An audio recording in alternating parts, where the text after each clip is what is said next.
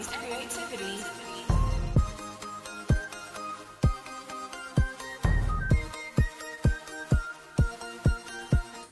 Hey everybody, this is Ebony. Thank you so much for stopping by Ebony's Creativity. If you are new here, please do not forget to subscribe to my channel. And if you are returning, thank you so much for coming back. So here is our next furniture flip that we're going to be doing together. And it is a very beautiful antique, but it does have some areas of concern. You can see that the top has been very badly damaged.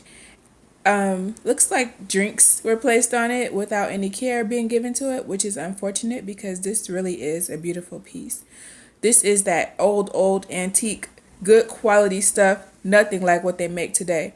So this is a beautiful piece. I almost want to keep it, but you know, a girl's got to get her coin. So I'm going to sell it, but it's a very beautiful piece. And besides the top, not too much is wrong with it.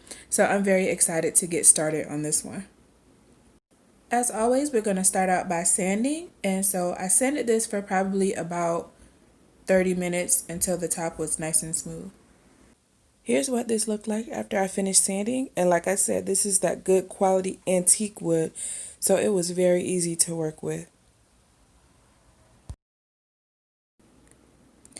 And I just wanted to show the inside of the drawers. I forgot to show that in the initial preview clip, but here is what that looks like. Look at how beautiful that wood grain is. This next clip is of me removing the drawer pulls, so I just wanted to show you how easy that was and what they look like. Also, up next, I saw online that you can mix salt, flour, and vinegar, and you can make it into a paste. And if you put it on old brass, it will remove the dirt and some of the patina. So I did that next.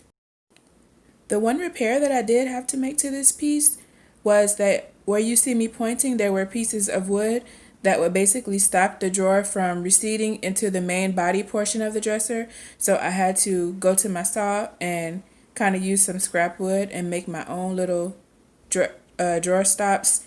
And I just put them on there with some wood glue. And I like the Gorilla Wood glue, so that's what I'm using. So after allowing our mixture some time to sit, we are back at the drawer pulls, and you can see how it's turned green. So that let me know that it was working. And I just wipe this off a little bit with a napkin and then put it in the sink and to get the rest of the mixture off. And surprisingly, it worked. And it revealed a really beautiful kind of a rose gold color. I love the patina. It looks so pretty in person. And so I like the color, but as you can see in a later clip, I'm going to add to it a little bit.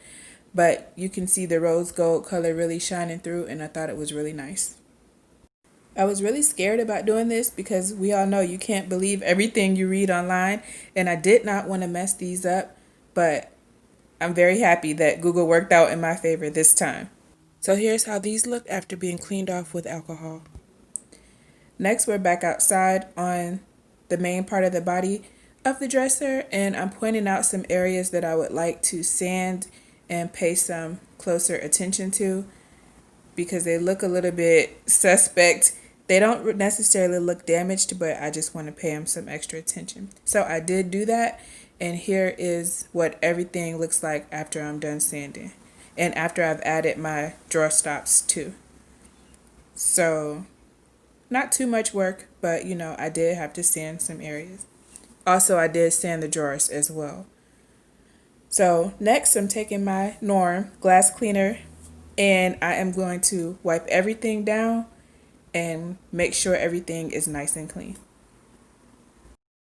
If you've watched my other flips, you will know that I love to use Waverly paint. That is all I have used since I started flipping, but it is out of stock and I had to switch over to what was in stock.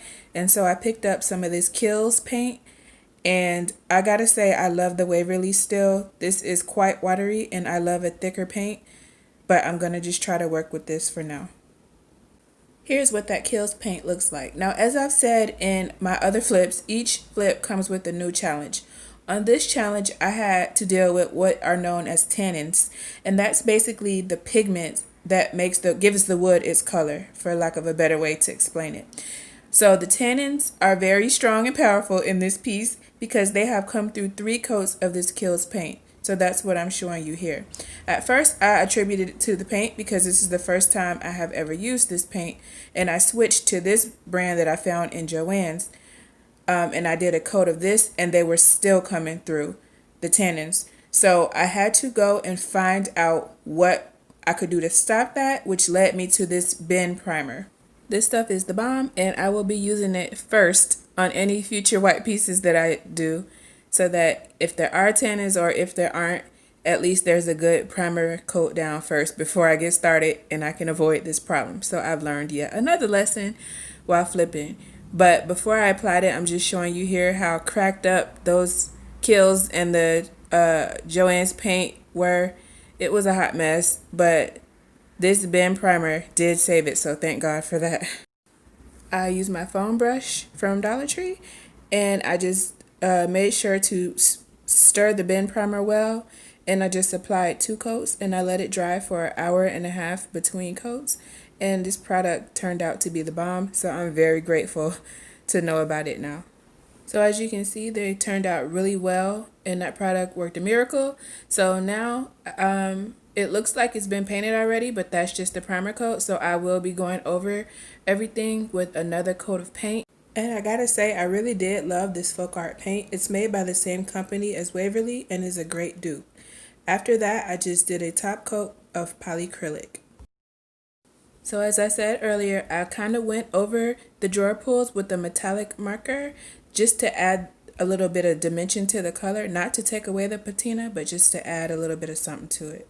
I also had another first on this project, which was this was the first piece that I received that did not have a back on it. In earlier clips, you'll notice you can see straight through it. So I had to go to Home Depot and find what I could use, and this is what I landed up on, and it's called hardboard. It's very cheap and is very sturdy, and so it was perfect to use as a back piece, and I just cut it with a box cutter, and it was really easy to work with. And here I'm going in with my sander just to distress this in a few areas. Nothing major, just on some of the raised areas, just hit them with the sander and it gives a perfect distressed look. Now all that's left to do is to reassemble everything, but before I show you the finished product, I just want to pop in and request that you subscribe to my channel.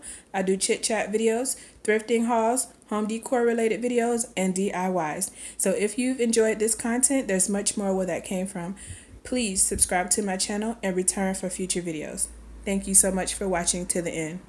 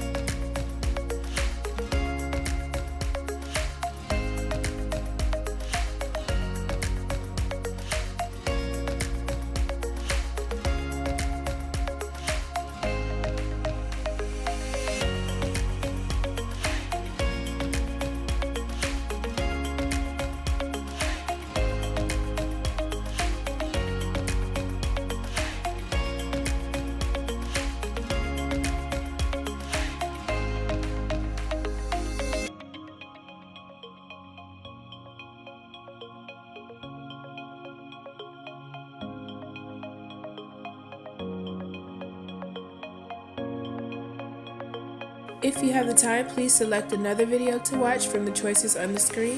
And thank you so much for watching my video.